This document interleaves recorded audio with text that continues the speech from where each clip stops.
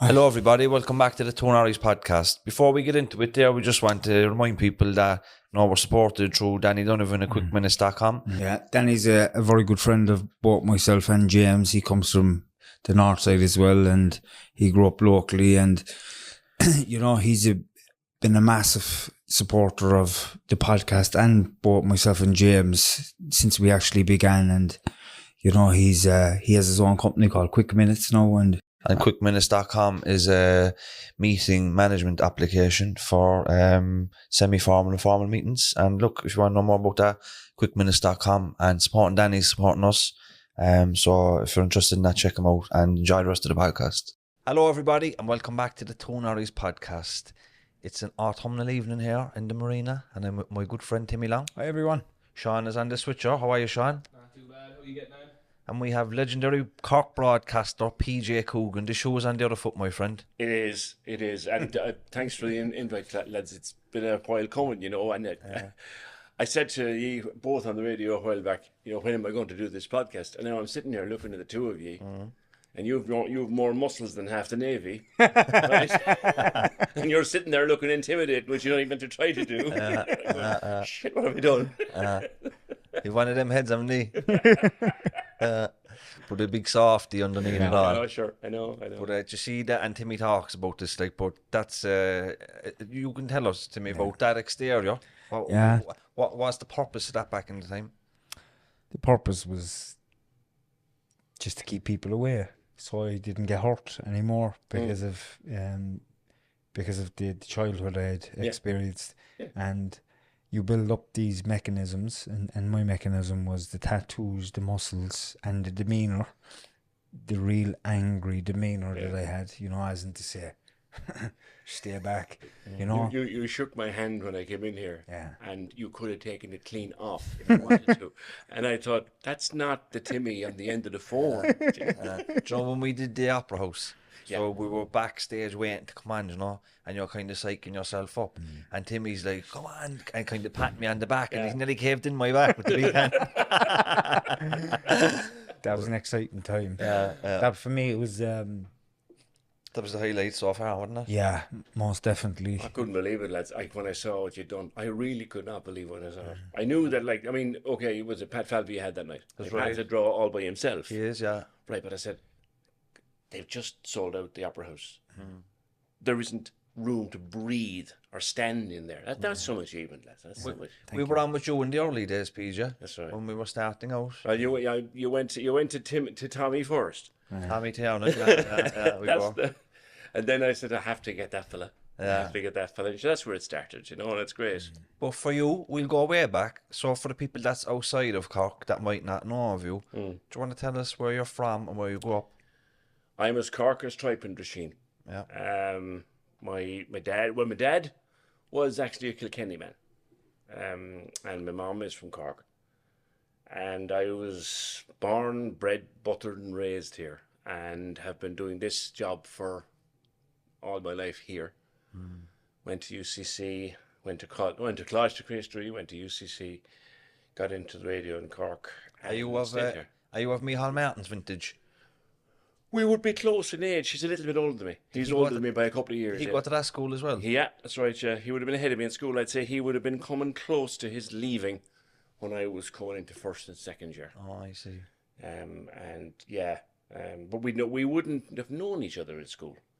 But I'd have met him obviously afterwards. Then through the job. What did you do in UCC? I attempted to do science. There's a story.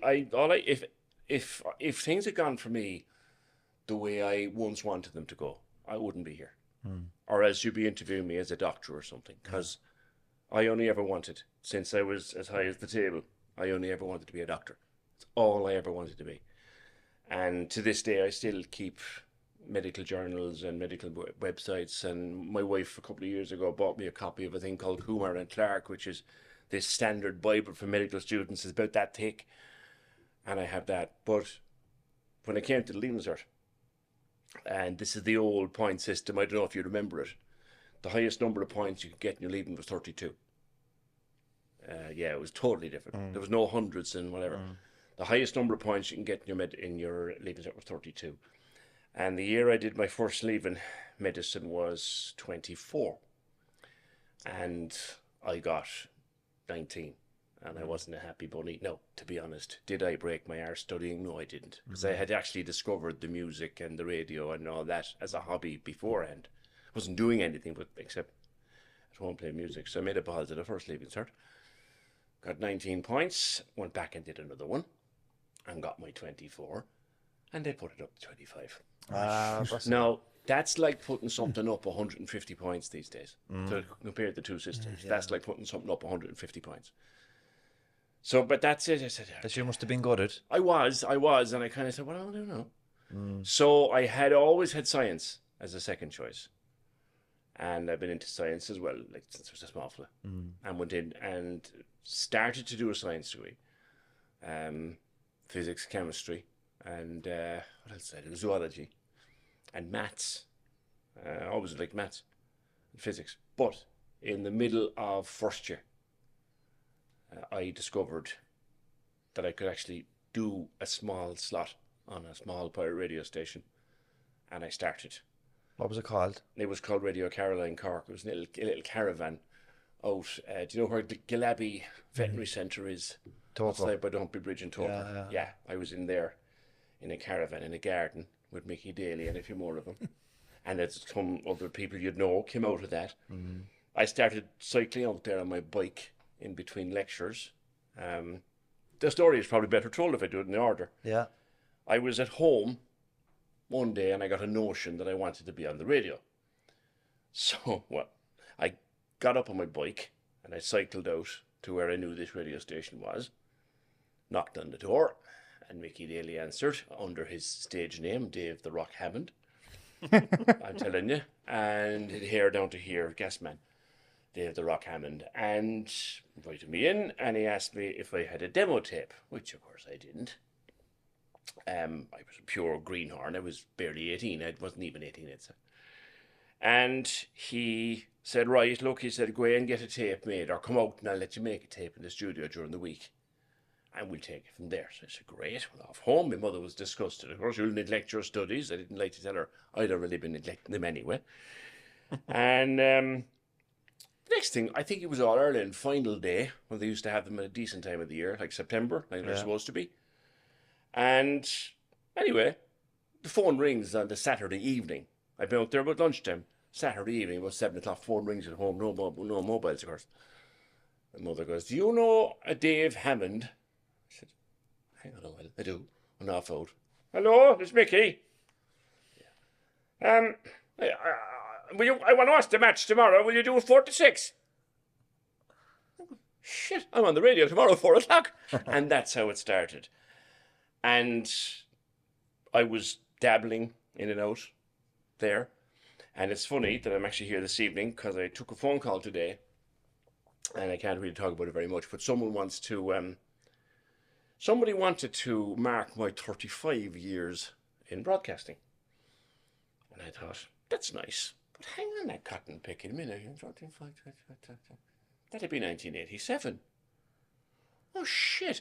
I just passed my 40th anniversary about 2 weeks ago. Congratulations. Yeah.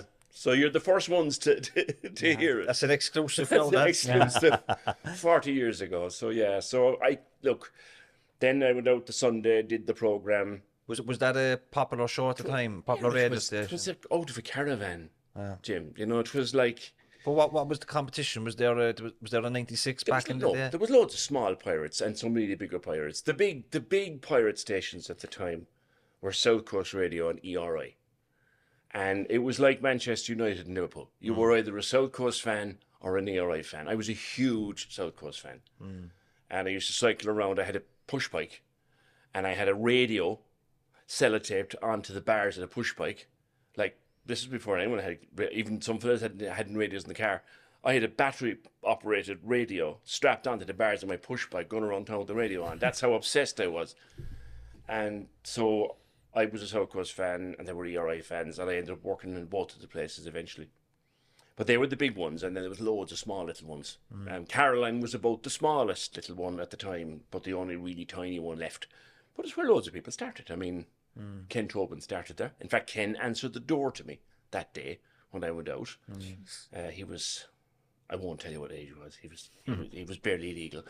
And Paul Byrne had been there and gone, I think, at that stage. I think so. Paul definitely spent some time out there. Trevor started there. I'll tell you a story about that.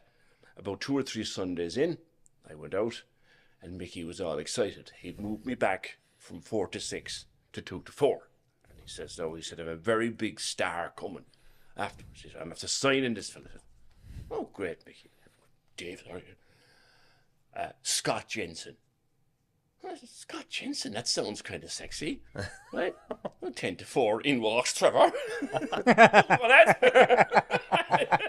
Because we all had names. Like I was Tony Henry.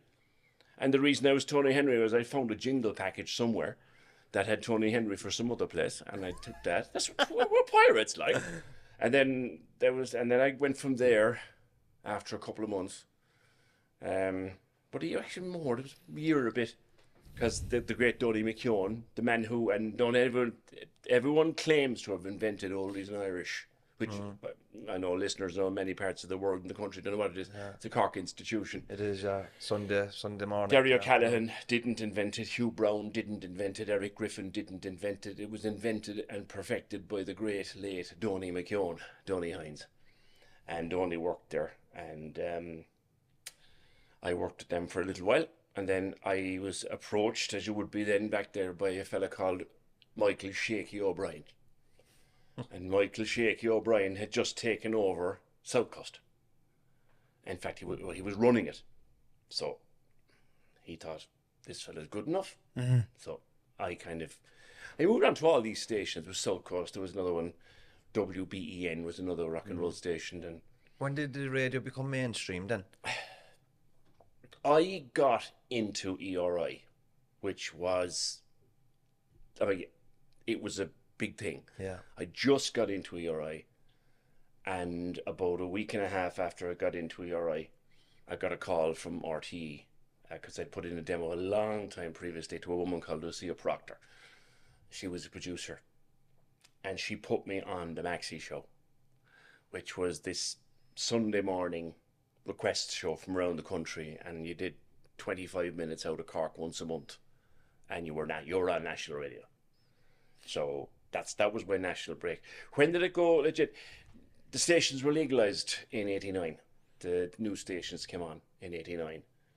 And I, at that stage, had been working part-time with RTE for a few years, in and out, covering for, these names might mean something to some people and not to others, Alf McCarthy, Stevie Bolger, covering for all these people on their various programs, because obviously they liked what I was doing. But when the new stations came on, I got a start in what was then called Radio South, and that was August of 89. And Radio South, and any of the directors wouldn't say a word to me now for saying this, Radio South was a mess.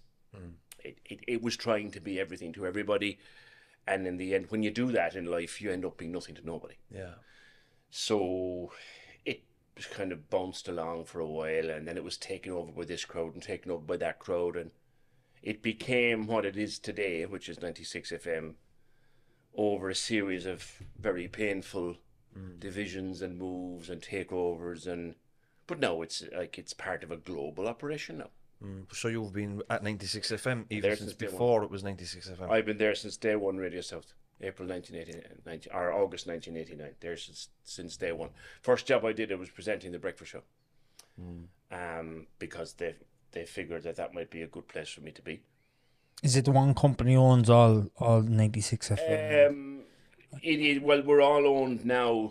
There's about 7 stations owned by Wireless Group in Ireland, which is a massive UK and Ireland consortium, and they're owned. There's the 96 and C103, and there's one in Limerick, and there's 7 stations in Ireland owned and operated by Wireless Group. It's a massive operation.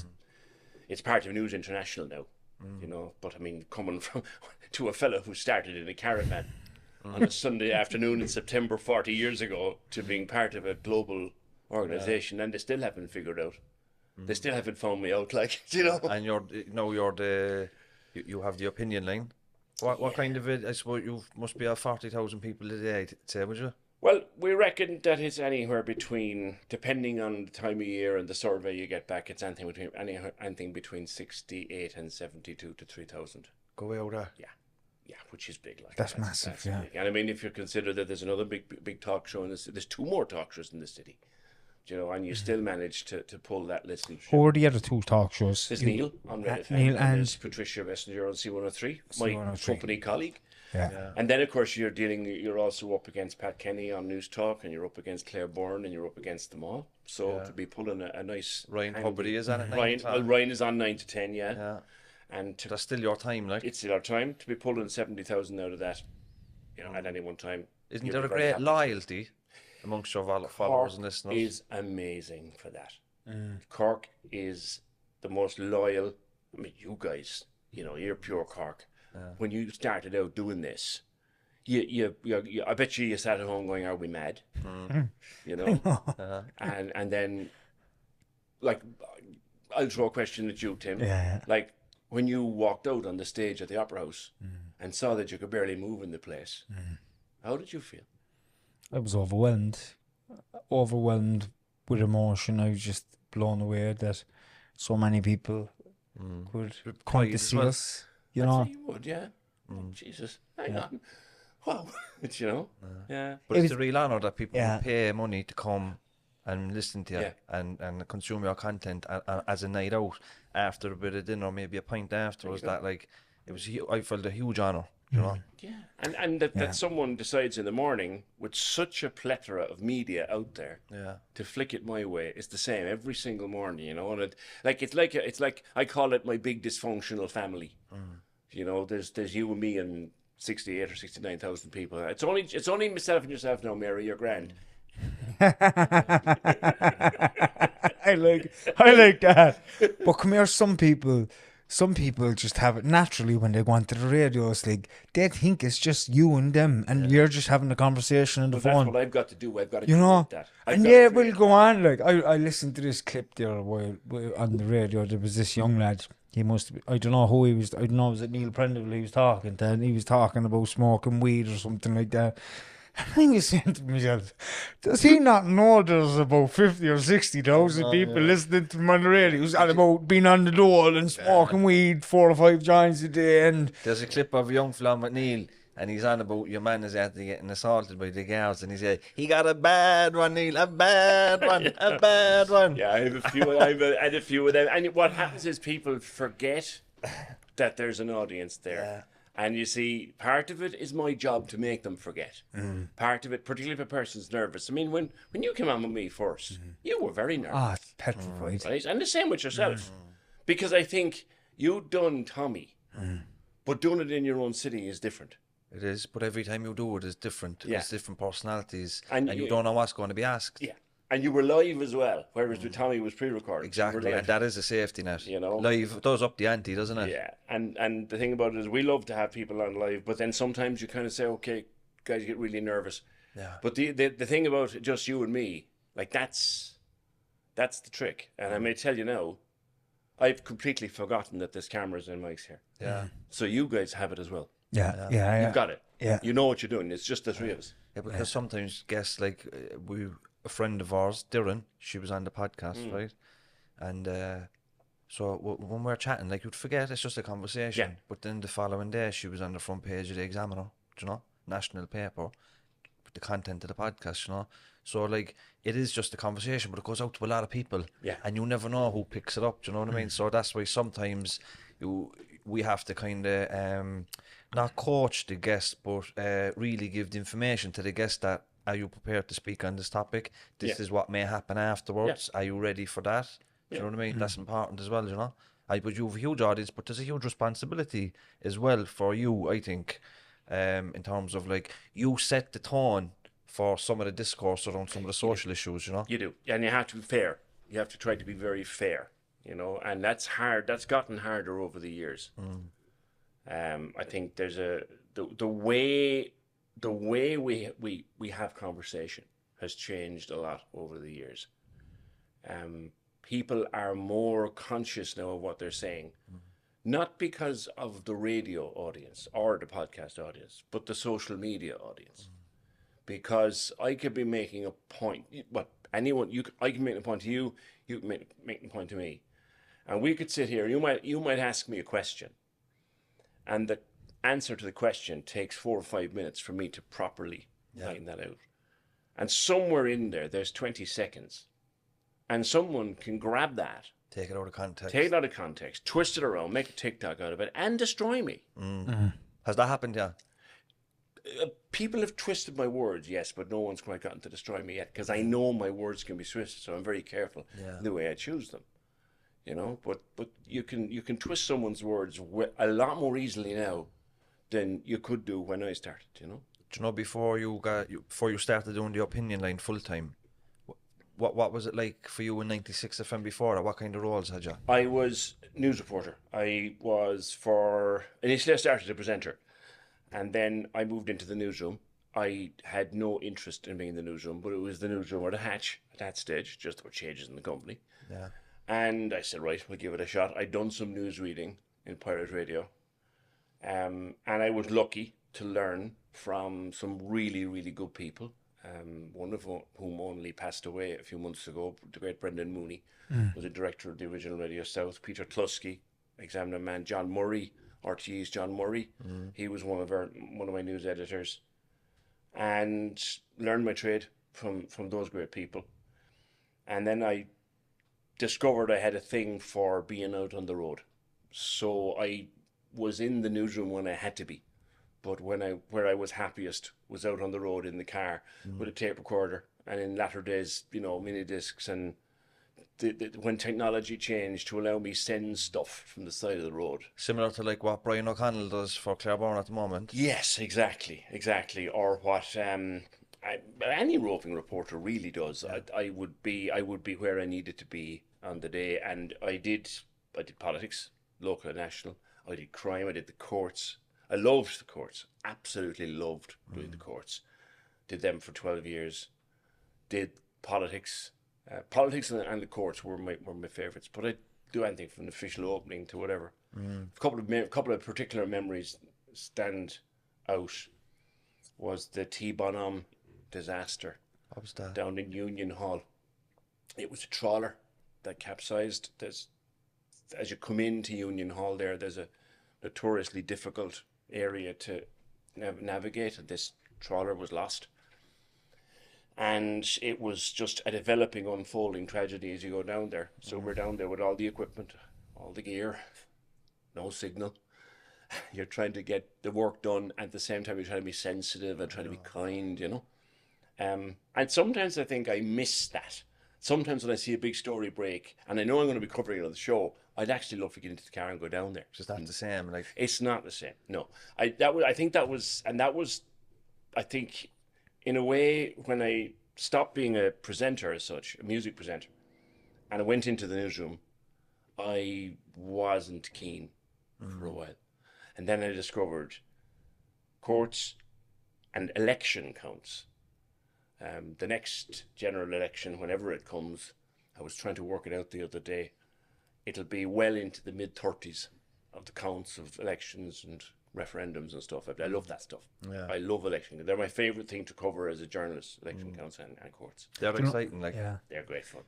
When you're doing the news or maybe the interviewing and you're up the opinion line, is there a certain way to be able to speak?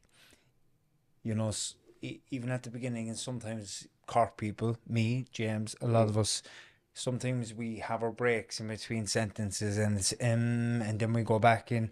Did you have to learn how to be able to have the flow of language as well? That's a fantastic question, and it's an ongoing and it's a lifelong learning thing. I have a friend who is what they call a DTM. Close friend. A DTM is Distinguished Toastmaster. Oh, yeah. It is the highest honour that Toastmasters can bestow. And a very close friend of mine has a DTM honour for a number of years. And encouraged me, 5 or 6 or 7 years ago now, to become a member of a Toastmasters club. Now, I did, and I spent about 1.5 years as a member. I didn't progress with any of the awards or anything that they do I just learned some stuff because Toastmasters is marvelous for that. And one of the things they teach you is if you're going to do it in here, don't do it there. Yeah. They teach you that kind of thing. Flow is difficult to me, and it's something that I still listen to other broadcasters, and how the hell does he keep going? You know, and then I listen back to myself, and I'm getting better at that. You're constantly, as a broadcaster, as a presenter, you're constantly thinking about the technical delivery of what you do, and flow is everything. You know, and it is a Cork thing. We're very well, no, like come on, you know. But that's how we do it. We think out loud.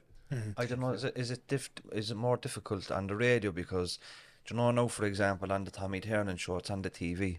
So if we're having a conversation and there's a pause, Yeah. and you can see the body language, you can see the emotion. But on the radio, is that pause need to be filled? Then yes, and it doesn't need to be filled, and that's something that you learn. Terry Wogan had a saying: "Don't be afraid of the silence, my boy." And So true, yeah. it's very hard to learn it. And sometimes in the middle of an interview, it could be on the phone, but it might also be someone sitting opposite you. You know that they're coming to a point in the interview where they're either going to give a whole lot more and they're willing to give it, or they're going to clam up and you'll move to the next topic of conversation. That pause can give or take the whole thing away. And sometimes you'd sit there. Now, you wouldn't let it go more than 3 or 4 seconds, but 3 or 4 seconds feels like a week. It does. Right? Yeah. But never fear the silence, because sometimes the silence, what you do then if a person goes silent, and I'm giving you a trick of the trade here. Yeah. When a person goes silent, you know by the way they went silent whether there's more to come. Because you're listening for what punctuation, what punctuation did they use in their mind? Did that silence come with a full stop at the end of it? Did it come with a comma? Did it come just sort of with a kind of a semicolon where they're going to resume? And you sit there for that couple of seconds, and if you get it right, you can get the best story you've ever had. And if you get it wrong, well, you still got a good interview, but there was a better story there. The silence can make people very, very uncomfortable, Can though.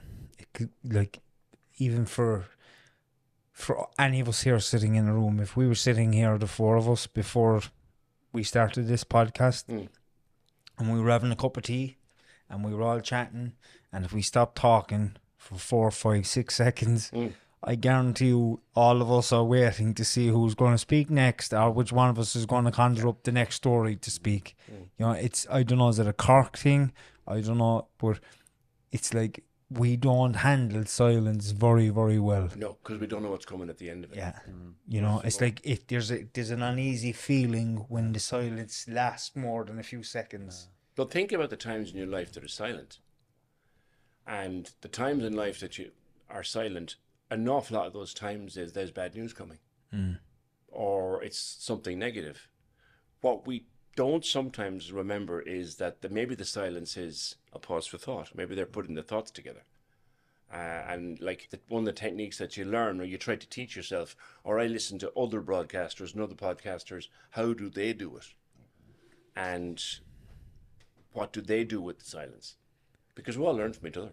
Do you know, we had Dr. Gabor Mate on the podcast, and he's a very soft-spoken man, and he takes his time, and in that podcast, he's speaking. He's not like the punctuation at the end of when the silence began.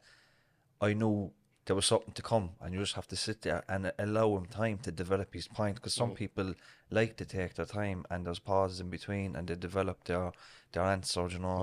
And it's just about allowing them and not trying to fill, because we all know presenters, you know, that they try and fill all the space, but then you kind of interrupt the guest, you know, and you don't want to do that either. The clock can be a problem as well. Because I was going to ask you to follow up on that bit. Is there a producer in your ear telling you, ask Timmy this, we have to finish in 3 minutes, you have to say this? Is that happening? Or No, I mean, because, well, I can only speak for myself here. Yeah. Like my team are with me since I started doing the program. And in particular, Fergal Barry, and I'd say this, and I'd stand on the top of Mount Everest and I'd shout it. Fergal Barry knows me better than anybody else in the broadcasting in Ireland. And we've been working together since he was just about 17 years of age. And so Fergal always understands what needs to come. And Fiona and others, Emer and others, they all learn how I am. So the job of the person behind the window, it's like Sean over here. He knows you guys. He knows how you are. And the job of the team is to know how I am. So yes, sometimes I look for guidance. Sometimes I'll actually say, help me here, dig me along here. You know, sometimes they'll hear me grabbing for a question. I make a lot of notes, I make a lot of scribbles. And sometimes what can happen is I'd get 3 or 4 words at the bottom of the screen. You know, push a little or ask about, you know. Yeah. But no, this myth that they're always in your ear, that's not good. Always being in your ear, and thankfully I've never had anybody who did it. Because it's very handy to communicate in your ear, but if some people do it to the point where it's almost the broadcasting level of domestic abuse, you can't do that. It'd be very off-putting as well. You couldn't like deliver your conversation if somebody's in your ear. That'd be very distracting But as if well. if they're also asking you to do something that you generally don't feel like you want to do, it can be contradictory, and you can cause conflict. It can, but like keyboards have helped because you can quietly say, look, there's more here or whatever. But the communication between me and what's going on with the lads outside, it's a very complicated conversation. We all have a great relationship. But once the show goes on, that conversation is key to everything. It's like me and Timmy. We've got a great relationship, but we know each other so well that if Timmy knows by my body language, my energy, if I'm struggling to get my thought, or I know with Timmy when's appropriate for me to come in and give him a dig out, or give him a word, or he give me a word. You know, so when your team knows you well, you don't need the word in your ear because they know the energy. And they also know. Remember what I said about hearing, about listening to punctuation and silence. They know by my voice if I need help. And they give it. That's invaluable. That's great. That's fantastic. Like it's great going into a show like that because you know you're always going to be okay, and you have a team behind you, and they're going to everything is going to flow okay. Because sometimes you can get a bit lost, especially if there's stuff going on in your own life. Frequently, you know. Frequently, you know. I mean, you go on the air. And sometimes you're there and there's something going on at home, or there's something going on with one of the kids, or you're worried about something. You have to just switch off completely because you can't. You got to leave life at the door. And it's one of the hardest things that there is to do. Thankfully, I've never been in a situation where this happened. But I remember a story. We had an Australian program controller at one time who told a story about a talk show host that he was program controller for. And the guy found out, he was on air at 9 a.m. He found out at 20 to 9 that his wife had had a seizure and had been taken off to hospital and was on life support. And he went on air, did the show, ended up winning an award for the show afterwards, and got off the show at, say, 11 o'clock and promptly collapsed. The mental effort of it. He got through, and literally the show had to go on. Did you ever hear of a soccer player called Harry Arthur? He's a dub. He was playing for Bournemouth in the Premier League. Very tidy midfielder. But his child passed away. And Bournemouth were playing a big Premier League game. And he went to the match. But when he was coming off the pitch, you could see the tears in his eyes, you know. But it's unbelievable professionalism, you know. But that's like when you're part of a team, you know. And the other thing is true too. I remember when my dad died. My dad died in January 2018. And he died on a Wednesday evening. And it was unexpected. He'd been sick for a few years. But Dad, I was driving. I was on my way to a gig, actually. I was going down to Fermoy to introduce Christy Dignam. And halfway down, I got a call from my mum to say that she'd found, now he'd been sick for years, but, you know, he was hanging in there. She'd found him, he'd collapsed on his bed upstairs. And he'd come around, but could I get over? So literally, I picked up the phone, rang guy, and said, "You need to fall in for me. I'm going home." And I went home, and he died 2 hours later. But that night, I texted a couple of colleagues, 9:30, 10 o'clock at night, like, "You're changing someone's entire week." And I just sent a text. Actually, it was to Deirdre O'Shaughnessy at the time, who was my editor then. And I said, he didn't make it. And all I got back was, "Go do what you have to do. Don't go back till you're ready." And all of my employers at the time, that was what happened. And I think that's key. Yeah. Like, they're there for, I'm there to do my job, but they're there. You've they're the there for safety me. net there, like, Oh, they got your back. When my dad died, my employers were beyond brilliant. They just said, "Get out of here and come back when you're ready," and not before. If I go back to the 96 FM story, so how did things change for you when Neil left to go for Red FM? Because you're put into the limelight, you're in the biggest show. You are, yeah. Like Neil. That's a weird story, actually. We'll just give your side of it. Yeah, I had covered the show for 6 months when Neil was unavoidably detained, shall we say, a number of years before that, and just gone back to my regular job. And I remember I was sitting in a person's kitchen doing an interview with them for the news, and my phone rang, and it was the office. "Could you do Neil's show tomorrow?" I said, "Yeah, sure." Is he sick?" "No, could you do it tomorrow?" I said, yeah, no problem, fine. So then I was finished that job, went home, wrote the story, phone ring again. "Look, could you finish out the week?" "Yep." "Yeah, all right. Okay, fine." And then, "How would you be fixed to cover it for a couple of weeks?" I said, "What the hell is going on? What's going on?" And sure, the following morning it was in the papers. So then I was doing it, covering it for a few weeks. There was a kind of an interregnum. No one really knew what was happening. And I put my name in, obviously threw my hat in the ring and said, "Look, Too right. if the job is there, Yeah. I'd be interested in taking it on." And they said, "Okay, off you go." There was a few other people interested, and a few other people were talked to at the time, but they trusted in me in 2014, and that'll be 9 years ago for next February. I think they rewarded your loyalty to them. I think it might have been that. And listen, and your skill as a broadcaster and all that as well, like. But the fact that I knew the audience, I'd done the show, I knew the audience knew me. You could make it and the thing is, Neil was gone to the other radio station to be a big show across town. So I had the knowledge of the market to bring with it to the show. I'd never done a full-time show before. And I must say, I the first year and a half, 2 years, I spent finding who I am myself as a presenter. And I went through, when I look back on it now, Jesus, when I listened back to the tapes of my first couple of years, I think, how the hell? But they trusted in me. They stuck with me. And in 2018, and I was proud of this, in 2018, there was an inaugural IMRO award, the regional speech broadcaster of the year. And in its first year, I won it. So I was pretty pleased with that. You have very stiff competition, obviously, in Cork. Exactly. You've stiff competition in Cork. You've stiff competition all over the country. I mean, if you go to there's Neil and there's Patricia here in town.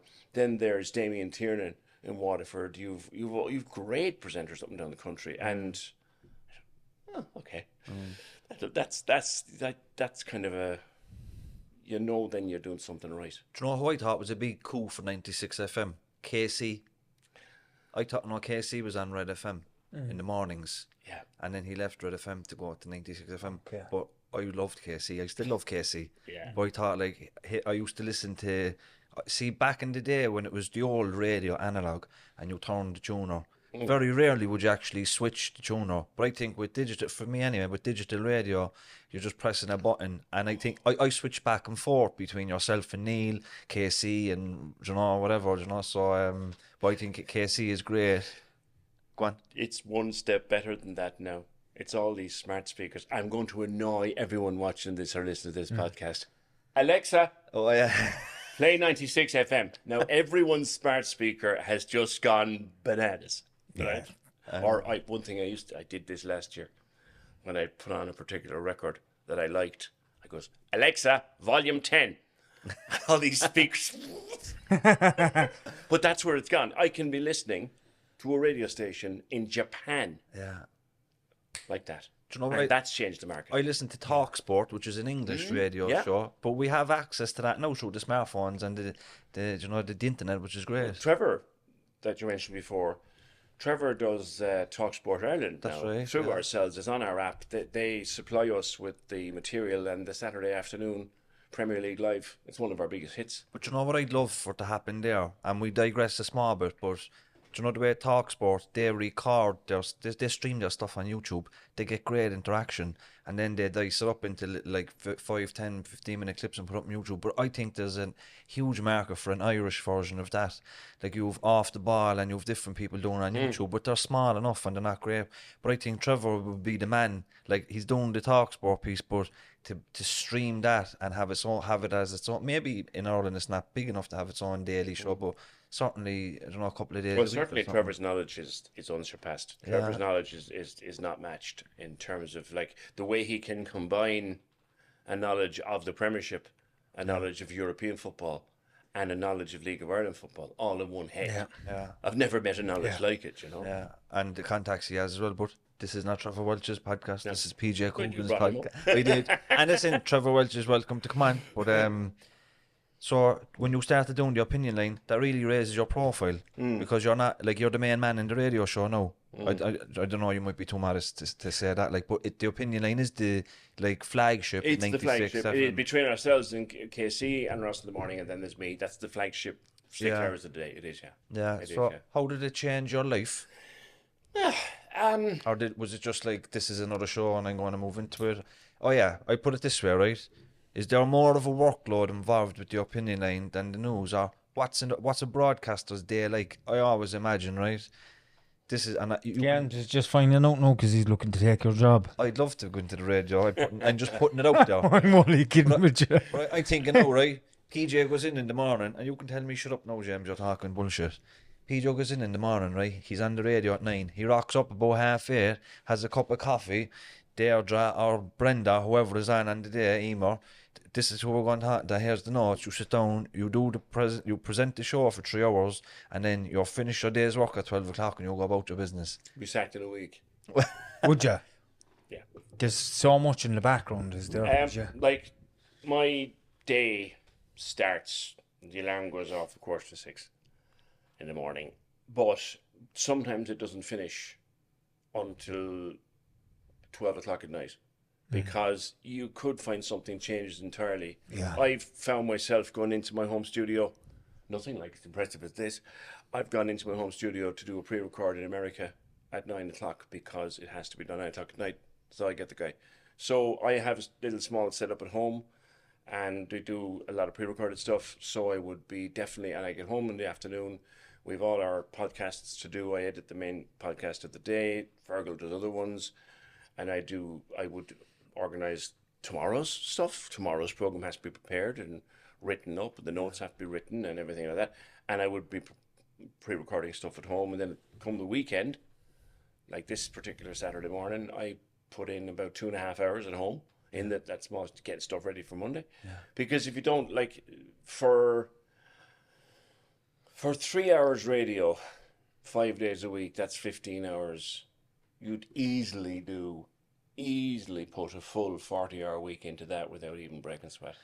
And do you know, if something happens in the world overnight, that everything is pushed back. Can't throw the whole thing out. Everything, like it's like that in construction, particularly in the maintenance market. You could be doing one job and next all of a sudden you get a phone call to come over here and fix a broken pipe. Your whole structural routine of that week is gone. It's pretty much the same thing. See, with the Queen's death, the whole of the UK media shut down, like and on the day of the funnel, there was nothing. It was like a backlog. Everything closed. All the normal news stopped for a week. That's right. Yeah. Like remember they'd been preparing for that for years. It was called Operation London Bridge. Go ahead. But still, they have protocols in place. Like, people were booked to talk about the Queen's life a long time before she died. That's mad. Oh, the contracts were signed, like. So Timmy, you knew her when she was growing up. Yeah. You'll be with me for the first 3 days after she died. There's your exclusive contract. You signed that. You might have signed that 5 years ago, 10 years ago. And people came through for a rehearsal. The Queen's death, obviously in her aging years, the Queen's death was rehearsed at least once a year on BBC. Isn't that absolutely amazing? Like, At least once a year, if not more. the amount of detail that went into But that. what I'm getting at is even when it did happen then, Tim, it's still through them.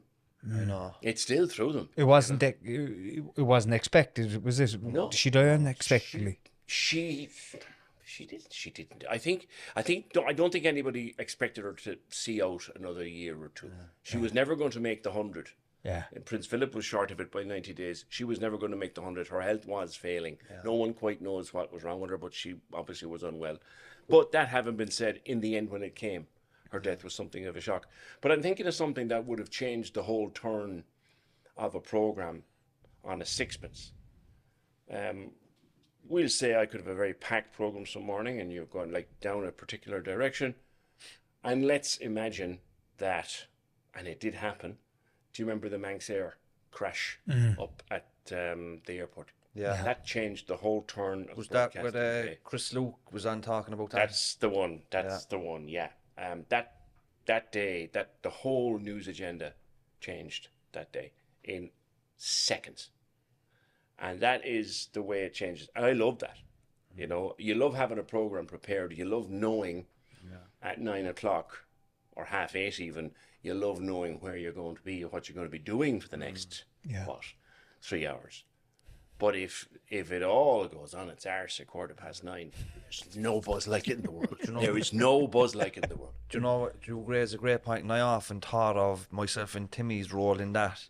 But like, if we didn't have our day jobs, like we record podcasts, they're episodic. You don't have to listen to the 10th one to listen to the 11th one. They're all standalone. So you could record it today and put it out a month and still have its merit because it's timeless, you know?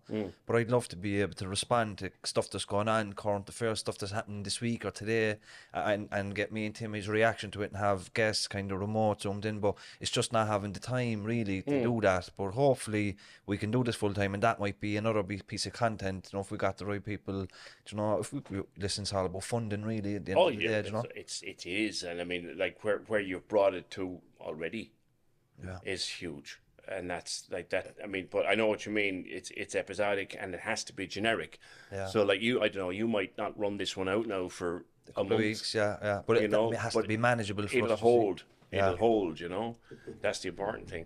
But before we finish, PJ, I just want maybe, I'm not going to ask you about your favourite guest because that's a very difficult question, but maybe 2 or 3 the most memorable ones that come to your top of your head. Oh, I think, God, actually, we were talking about him recently. You had him on here, and I had Chris Luke on when he marked 40 years in medicine. Yeah. Interesting guy. And it was funny, I was reading his book, or rather I was audiobooking his book on my exercise bike. And I did my sums in my head. This was maybe back in February. I said, shit, he's 40 years in medicine in June. So when I'd done my bike, I texted him. I said, will you come in to me? He goes, I'd be delighted. And he was nearly 20 minutes, half an hour with me. There was one young woman, and her name may mean nothing to you, but she'll always strike me. Her name is Lauren Walsh, and she has a thing called Ehlers-Danlos syndrome, and she's on Facebook. You'll find her Stripes for Life, my EDS journey. And Lauren is just an incredible young woman. There was a lot of talk about young people having nothing to do and being bored and whatever. And she rang me to make what could have been a 3 or 4 minute point. And we were still chatting an hour later. What's the syndrome? What's the condition? Ehlers-Danlos syndrome. And if she was sitting here, she'd tell you, her body is basically falling apart piece by piece. Jeez. All the connective tissue in your body stops working. She lives in constant pain. She young lady. 30 something, 31 or 2. And she is she's as tough as they get. She's been having a hard time recently. I hope she's on the mend again. Yeah.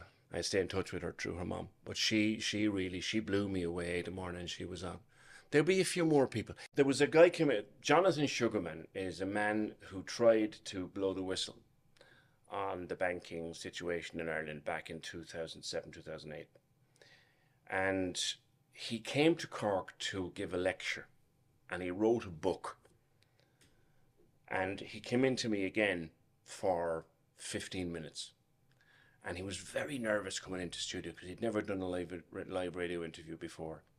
And because the content of what he was saying was explosive stuff. And I was nervous. So I asked Fergal Barry, who is very well acquainted with all this banking stuff. I asked him to sit in with me and do the notes live for me with a pencil and paper. And we brought Sugarman in for 15, 20 minutes at 9 o'clock. And he was still there at 10 to 11 about the stuff that he had spotted and he had tried to blow the whistle on. It's still to this day, it's our most podcasted and most downloaded show of all time. I could be here for the rest of the night telling you about really special people. You know, there's another one actually, and you had her on here a few weeks ago, and she's one of my dearest friends, Jesney Whalen. What a story! Yeah. What a story! You know. Yeah. And you both impressed me in your own time. Thank you. Both of you. You might have us on again down the line. Hopefully. But listen, it's been a pleasure talking to you. Thanks, lads. We're out of time, and thanks for taking the time to come to meet us. And you've been a supporter since day one, and you've always been very good to myself and Timmy and the two Norries as a production. So thanks for that as well. And people on the same journey as ourselves, you've always been very kind to them when they come onto your show, and you've always given them the space and the time that they needed. Good to say that, because, you know, there was a time, and just, I suppose, a serious point to close, there was a time when stories like yours and yours did not get told. And as I'm sure you'd both be testament to, if you, both of you, if you hadn't get the opportunity to tell your story, both of you in turn, would we be sitting here today? No.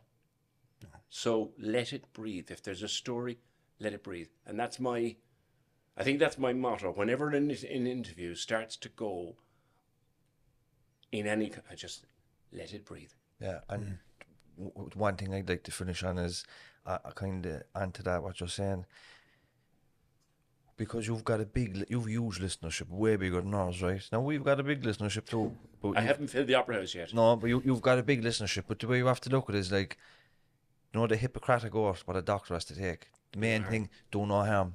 So if you've got a big audience and you set the tone for how people speak on people that use drugs, travellers, migrants, people in prison, like you set the tone. So it's just like, yeah, you have to report on the story and don't divide them, but try to do no harm and be respectful and try to give context and stuff like that in the reporting. And then hopefully people will have more of a critical eye when the court stuff is being read out. They might think, oh, not what a scumbag, but I wonder what happened there. I wonder, do you know what I mean? Yeah. So that's important. So listen, you're doing it, and thank you. Thanks, lads. And we'll chat soon. Keep this up. It's massive. Not a matter. God bless. God bless, lads.